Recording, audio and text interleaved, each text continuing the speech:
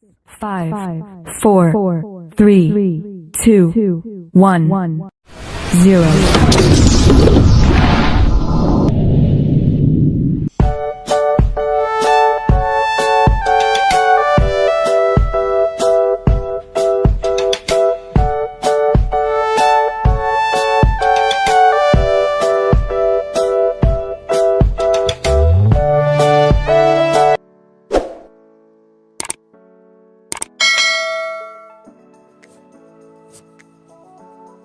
Halo semuanya, Assalamualaikum warahmatullahi wabarakatuh.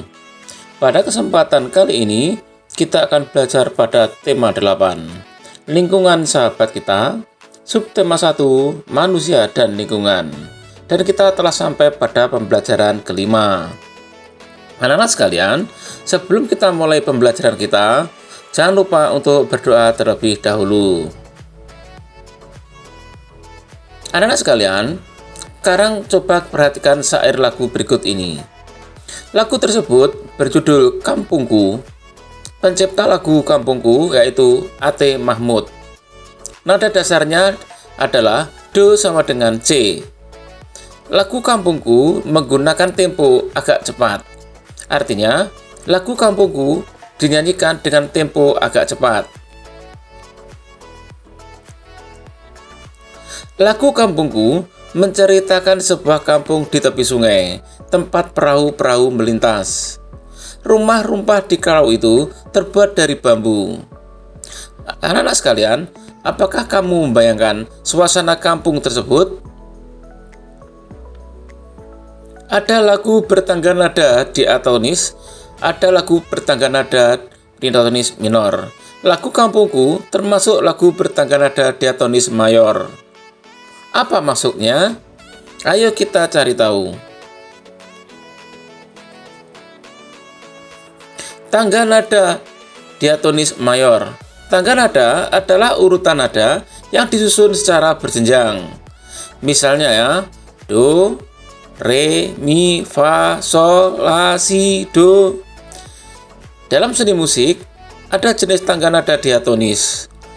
Tangga nada diatonis terdiri atas 8 nada. Tangga nada diatonis dibagi lagi menjadi 2 jenis tangga nada, yaitu tangga nada do diatonis mayor dan tangga diatonis minor. Tangga nada diatonis mayor memiliki interval atau jarak nada 1, 1, setengah, 1, 1, 1, setengah.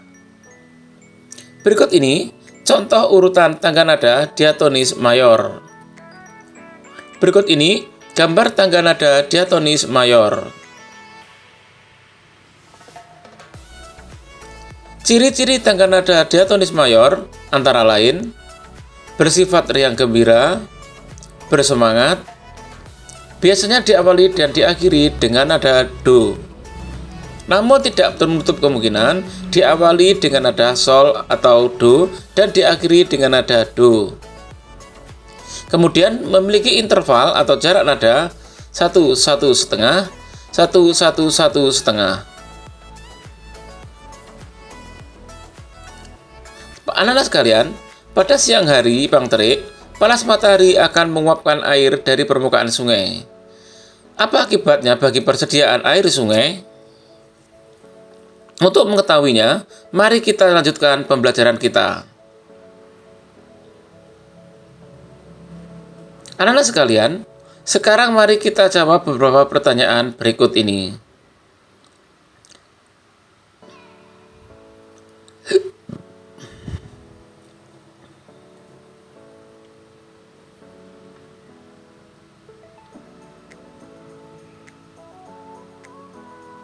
Pertama, dari mana asal persediaan air sungai? Air sungai berasal dari air hujan dan air yang mengalir dari hulu sungai. Kedua, siapa saja yang memanfaatkan air sungai?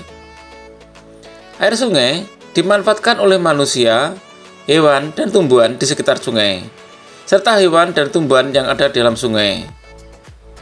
3. Apa saja manfaat air sungai? Manusia memanfaatkan air sungai untuk mengairi tanaman pertanian, sebagai sumber air keperluan sehari-hari, dan sebagai sarana angkutan. Hewan darat memanfaatkan air sungai sebagai sumber air minum. Tumbuhan darat memanfaatkan air sungai sebagai sumber air untuk proses fotosintesis. Hewan dan tumbuhan sungai memanfaatkan air sungai sebagai tempat hidup.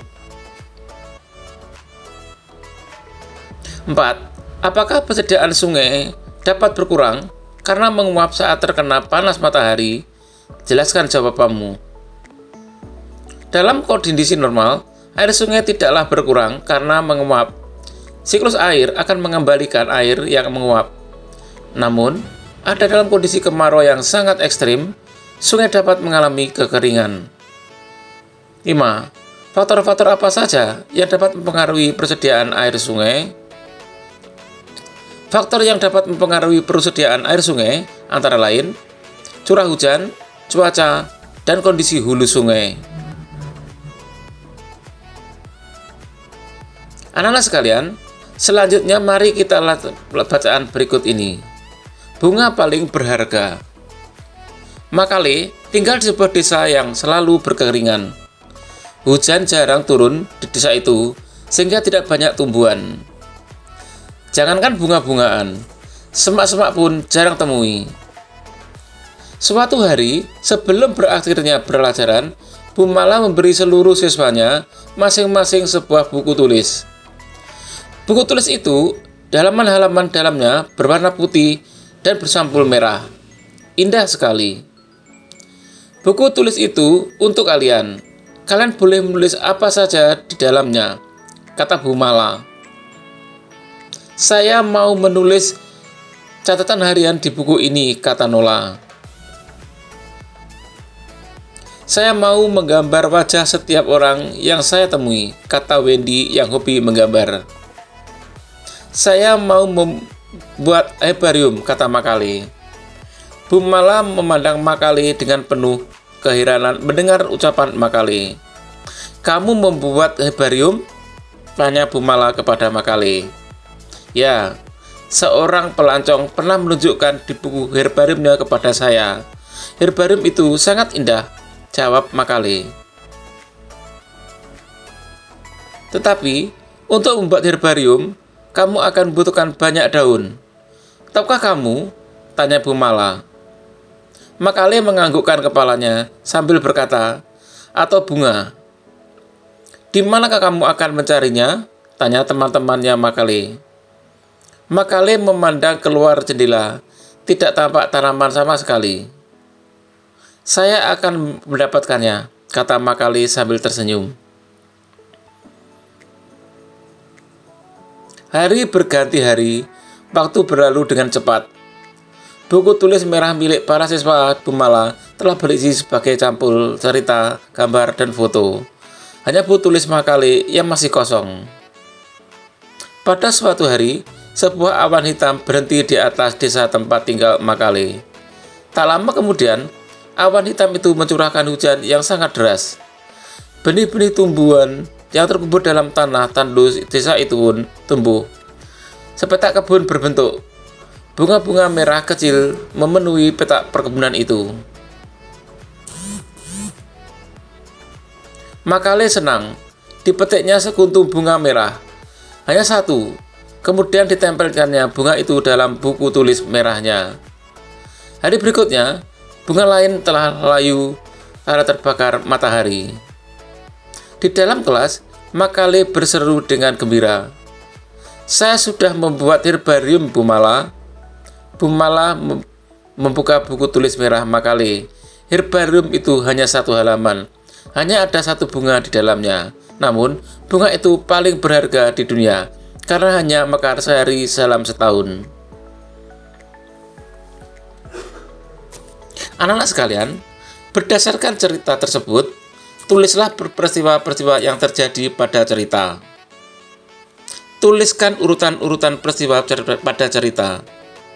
Kemudian, tulislah kembali cerita tersebut dengan bahasa kamu sendiri. Tulislah dengan ejaan yang benar.